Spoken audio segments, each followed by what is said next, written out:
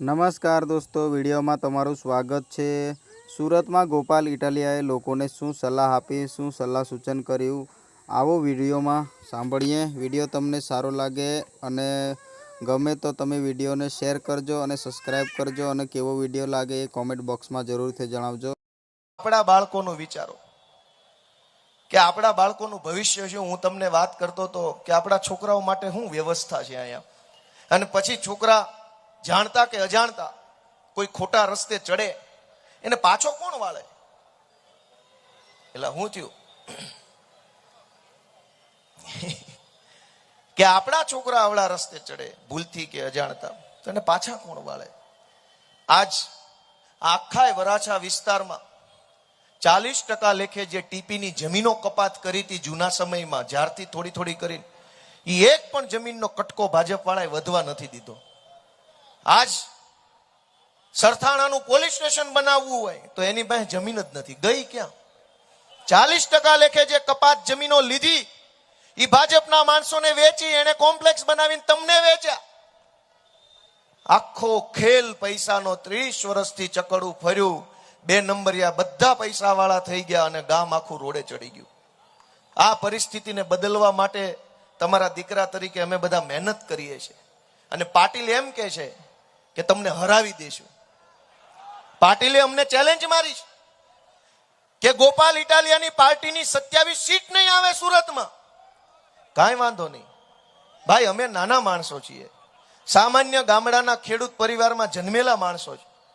તમે મોટા મોટા કદાવર નેતા છો, તમારી પાસે પૈસા, તમારી પાસે ક્રાઇમ બ્રાન્ચ, તમારી પાસે ઉદ્યોગપતિઓ, તમારી પાસે ગોદી મીડિયા, તમારી પાસે ગુંડાઓ, તમારી પાસે કેટલાક લાલચુ અધિકારીઓ, તમારી પાસે બધી જ શક્તિઓ છે।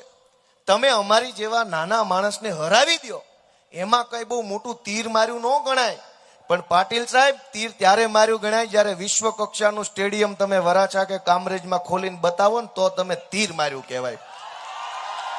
આખા કતારગામ, વરાછા, પૂણા, સરથાણા, કરંજની અંદર જે ફાઇલો વાળી સોસાયટી છે એને 1 મહિનાની અંદર દસ્તાવેજ બનાવીને ખેડૂતને મકાન માલિકના ઘરે કુરિયર કરો ને તો તમે તીર માર્યું કહેવાય।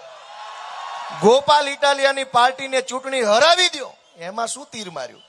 અમે નાના માણસો છીએ, અમારી પાસે પૈસા નથી, અમારી પાસે સરકારી તંત્ર નથી, અમારી પાસે ઉદ્યોગપતિઓ નથી, અમે હાવ સંઘર્ષ કરીને ધીમી ગતિએ ચાલતા ચાલતા ચાલતા ચાલતા અહીંયા પહોંચ્યા છીએ, તમે અમને હરાવી દો, એમાં કોઈ મહાનતા નથી ભાઈ પાટીલ સાહેબ। મહાનતા તો ઈ હોત કે અહીંયા મનસુખભાઈ માંડવિયા આવ્યા છે, મુખ્યમંત્રી સાહેબ આવ્યા છે, ગોરધનભાઈ ઝડપિયા આવ્યા છે, સંઘવી સાહેબ આવ્યા છે, પાટીલ સાહેબ આવ્યા છે। એકય ભણનો દીકરો એમ બોલતો નથી કે વરાછામાં કોલેજ ખોલશું અમે। કોક તો કયો, કોક નેતા તો બોલો, ખોટું તો ખોટું બોલો પણ કયો તો ખરા કોલેજ ચાલુ કરશું અહીંયા આર્ટ્સ કોમર્સ સાયન્સ ની। અને હમણાં મનસુખભાઈએ ભાષણ કર્યું, કેન્દ્રીય મંત્રી છે ભાઈ, એનું ભાષણ સાંભળ્યું કોઈએ? સાંભળ્યું કોઈએ? નકર હું સંભળાવું।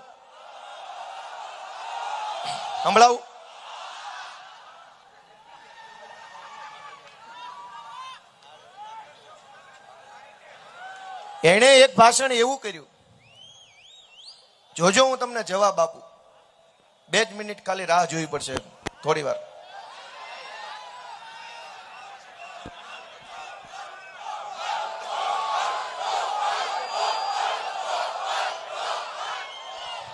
દોસ્તો, એ વિડીયો ગોતે છે ત્યાં સુધી હું બીજી વાત કરું તમને કે અમે જે સભામાં જઈ, મેં તમને કીધું કે આ પેલા 1 શાળા હતી, એમાં 600 છોકરા ભણતા હતા, હવે 3 શાળા થઈ, ડબલ પાળીમાં ચાલશે, 10,000 છોકરા ભણશે। અમે તમને નહીં આમાં એવો કલંક ન લાગવો જોઈએ કે વરાછા ભાજપ સાથે નથી। પાટીદાર સમાજ અને ભાજપ વચ્ચે નાડી નાભી જેવો સંબંધ છે। ભાજપનું બીજ સુરતના વરાછામાં કેવો સંબંધ છે એ શબ્દ સાંભળજો। એવો કલંક ન લાગવો જોઈએ કે વરાછા ભાજપ સાથે નથી। પાટીદાર સમાજ અને ભાજપ વચ્ચે નાડી નાભી જેવો સંબંધ છે। નાડી અને નાભી જેવો સંબંધ છે એટલે નાભી અને નાળ, એક છોકરો જન્મે ત્યારે જે નાળ ભેગી આવે ને, એવો ભાજપનો અને પટેલોનો સંબંધ છે, એવું મનસુખભાઈએ કીધું। હવે કોઈ પણ સંબંધ હોય તો એ બે બાજુ હોય કે એક બાજુ હોય? બે બાજુ હોય કે એક બાજુ? પાટીદાર સમાજ અને ભાજપ નાળ અને નાભી જેવો સંબંધ છે એવું મનસુખ માંડવિયા આજ બોલ્યા. ભાઈ અમે તો સંબંધ તમારી હારે રાખ્યો. 30 વર્ષથી તમે જે ચૂંટણીમાં જેટલા મત માંગ્યા એટલા આપ્યા, અને સંબંધમાં તમે અમને શું આપ્યું એ હિસાબ તો આપો. સંબંધમાં તમે અમારા છોકરા માટે લાઇબ્રેરી બનાવી, અમારા છોકરા માટે રમત ગમતનું ગ્રાઉન્ડ બનાવ્યું, અમારા છોકરા માટે કોલેજ બનાવી, અમારા છોકરા માટે આઈટી પાર્ક બનાવ્યો, અમારા છોકરા માટે શાનદાર આર્ટ અને કલ્ચરનું સેન્ટર બનાવ્યું. નાળ અને નાભીનો સંબંધ અમે ઘણો નિભાવ્યો, પણ તમે અમને છેતરી ગયા છો એટલે આ વખતે નાળ કાપી નાખવાની છે. ક્યાં સુધી આ નાળ લઈને પકડવું, ફર્યા કરવું?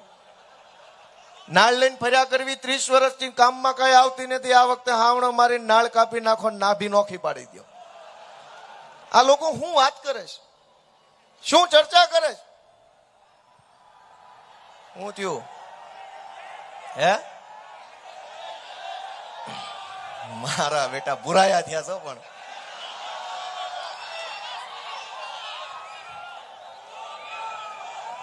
એટલે આજે બેહો બેહો ભાઈ, એમાં કઈ જોવાનું છે નહીં કે આજે